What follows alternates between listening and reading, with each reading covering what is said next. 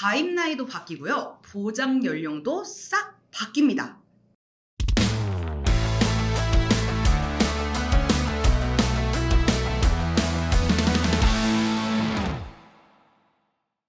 안녕하세요. 내 가족을 지키는 또 다른 보험가족 지원쌤. 사연쌤입니다. 반갑습니다.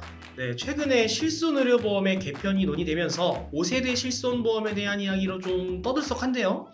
실제로 이 5세대 실비보험 관련해서 정말 많은 분들이 보험남매 채널을 통해 문의를 주셨습니다. 그래서 더 많은 분들께 정보 전달을 드리기 위해 오늘 영상을 준비했습니다. 실손보험은 피보험자가 부담한 의료비, 급여 본인 부담 등과 비급여의 일정 금액을 보상하는 보험 상품입니다. 이미 너무 많은 분들이 갖고 있고 건강보험공단에서 지원을 안 해주는 비급여까지도 보장받을 수 있기 때문에 제2의 건강보험이라고 불리기도 하죠. 대한민국 국민의 3,997만 명, 거의 4천만 명이 가입한 거니까 즉 누구나 보험을 가지고 있다면 대부분 이 실비는 가지고 있다고 봐도 무방하겠죠. 하지만 과거에 실손의료비 보험을 준비해 두신 분들, 특히 1세대, 2세대 실손보험을 가지고 계신 분들은 쉽게 해결되지 않는 고민이 있으실 겁니다. 바로 4세대 실손보험으로 전환을 해야 하는지 유지를 해야 하는지에 대한 부분일 거예요. 보시는 것처럼 1세대, 2세대 실비보험은 재가입 주기가 없어요. 그렇기 때문에 내가 보험료를 납입할 여력만 된다면 보장 내용 변경 없이 평생 쭉 가져갈 수 있습니다. 하지만 중요한 건 뭐냐면 바로 보험료입니다. 실손의료비 보험료는 기본적으로 연령마다 위험률을 근거해서 산출이 되기 때문에 건강 위험이 높은 노년층에 적용되는 보험료가 매우 높아지는 특징을 가지고 있습니다. 실제로 정말 필요한 시기에는 보험료 부담으로 인해서 유지가 힘든 상황이 생길 수도 있어요. 안 그래도 고민이 깊은데 최근 5세대 실비보험이 논의되면서 이 고민이 더 깊어질 수밖에 없을 것 같네요. 그런데 여기서 또 하나 새로운 소식이 발표되었는데요. 실손보험 가입하는 나이 그리고 보장 연령이 바뀐다는 겁니다. 금융위원회에서 발표한 보도자료입니다. 노후 실손보험, 유병력자 실손보험 가입 연령, 그리고 보장 연령을 확대하겠다는 내용들인데요. 여기에 보시면 노후지원보험 5종 세트 2025년 업무계획에 들어있는 내용입니다. 사망보험금을 유동화시장, 의료저축계좌, 그리고 보험계약 대출 우대금리 항목을 신설하겠다.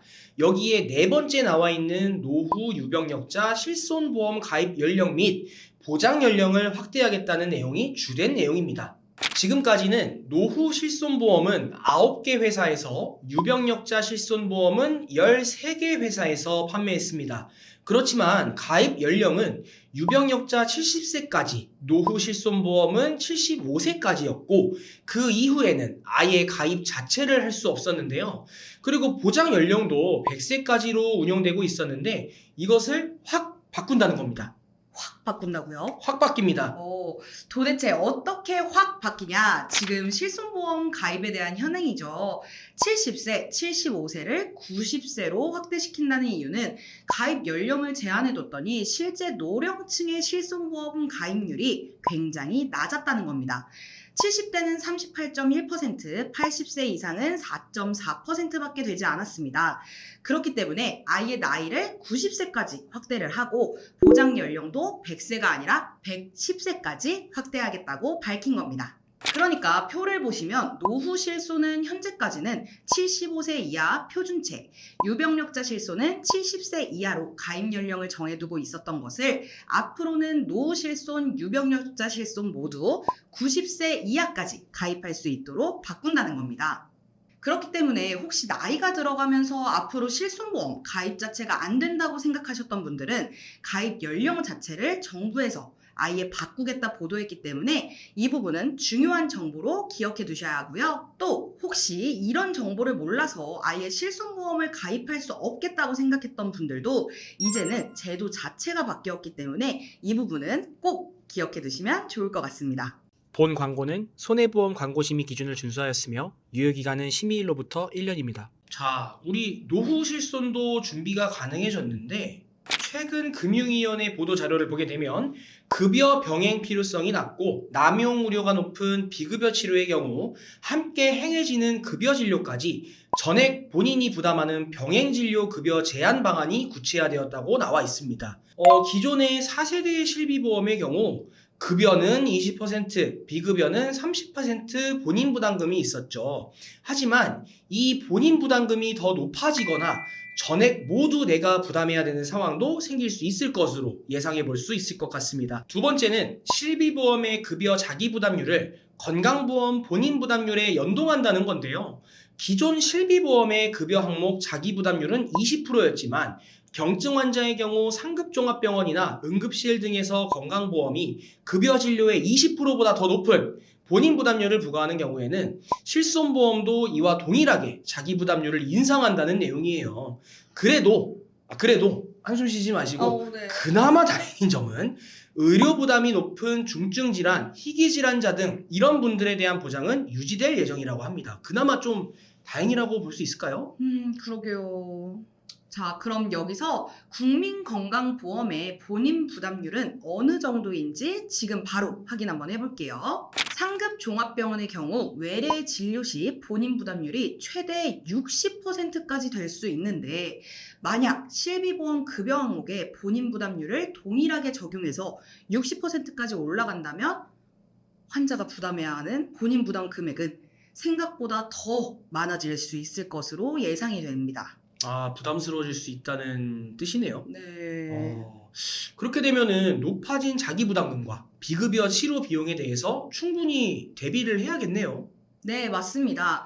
국민건강보험공단의 주요 수술 통계를 한번 보게 되면 연령대별로 많이 하는 수술에는 이제 좀 차이가 있을 수 있지만 가장 많이 하는 수술을 추려보면 백내장 수술, 일반 척추 수술, 충수 절제술, 맹장 수술이라고 불리죠. 이렇게 세 가지를 꼽을 수가 있는데 이 세 가지의 진료비도 한번 확인을 해볼게요. 2023년 기준 건당 진료비 추이에서 일반 척추 수술은 약 491만 원, 충수 절제 수술은 약 369만 원, 백내장 수술은 약 119만 원인 정도라고 나와 있습니다. 이런 다빈도 수술에 대해서도 자기 부담률이 높아진다면 분명히 부담이 될 수도 있을 거라고 생각을 합니다.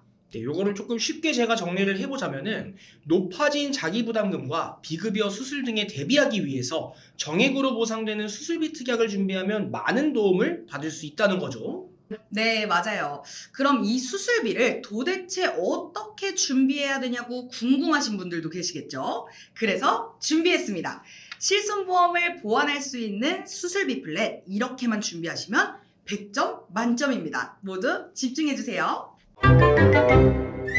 집중!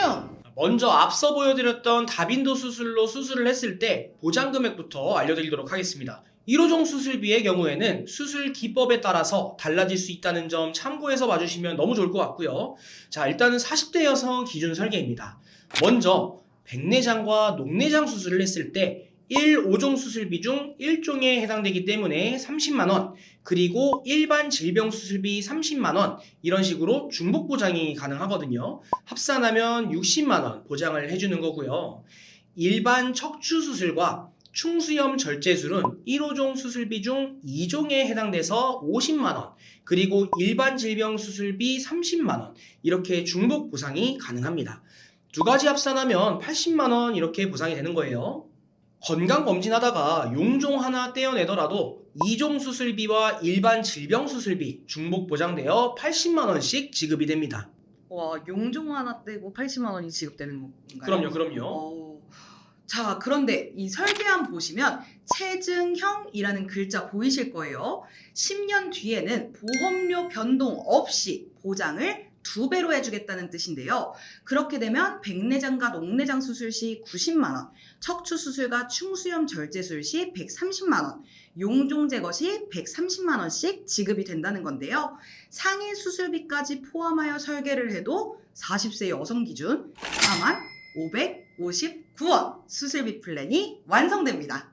오, 최진경인데 4만 원대로요? 네, 맞아요. 와, 이거 같은 경우는 진짜 가성비가 좋다고 좀 생각이 드는데요.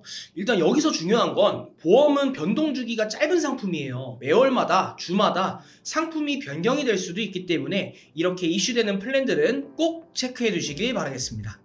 네, 맞습니다. 특히 2025년이 되면서 많은 변화가 예상이 되고 있어요. 5세대 실비보험이 언제 출시될지, 보장 한도 축소나 보험료 인상 등 어떤 변화가 언제 생길지 모르기 때문에 거듭 말씀드리지만 꼭 체크해 두시고요. 실손보험에 대한 고민이 있으신 분들, 수술비 플랜이 궁금하신 분들, 더 정확한 상담이 필요하신 분들께서는 보험남매 카카오톡 채널로 문의를 주시면 친절히 안내를 드리겠습니다. 저희 보험남매 채널에서는 고객 한 분 한 분께 최선의 설계를 도와드릴 수 있도록 30개 이상의 생명보험, 손해보험, 여러 회사들을 비교 분석하여 도움드리고 있습니다. 보험은 가족력, 생활습관, 직업, 직무에 따라 설계안이 모두 달라야 한다고 생각을 해서 개개인에게 맞는 최적의 맞춤 플랜을 제공해드리고 있으니까요. 보험 가입이나 리모델링에 대해서 궁금하다, 상담을 희망한다 하시는 분들은 댓글창에 상담 신청 링크를 클릭하시거나 카카오톡 검색창에 보험남매 검색하셔서 연락주세요. 내 가족보험을 준비하는 마음으로 꼼꼼하고 면밀하게 분석해드리겠습니다. 보험남매 구독, 좋아요, 알림 설정 잊지 마시고요. 다음 시간에는 더 유익한 보험 정보로 찾아뵙겠습니다. 네, 그럼 지금까지 내 가족을 지키는 또 다른 보험 가족, 보험남매의 상엽쌤, 지원쌤이었습니다. 감사합니다. 감사합니다. 본 광고는 손해보험 광고심의 기준을 준수하였으며 유효기간은 심의일로부터 1년입니다. 아빠 실비 있나? 몰라. 엄마는? 몰라. 오빠는 왜 다? 몰라. 오빠는 왜 못생겼어? 몰라. 모르쇠로 일가나기 작전. 나는 왜 예뻐? 너 얼마 전에 미용실 갔는데 왜 또 가서 미용실에서 머리를 빗잖아. 왜 미용실에서 돈 갖다 바쳐? 미용실에다가 그렇게 돈 갖다 바치면 뭐 해준대? 세상을 내 구경하려 준대.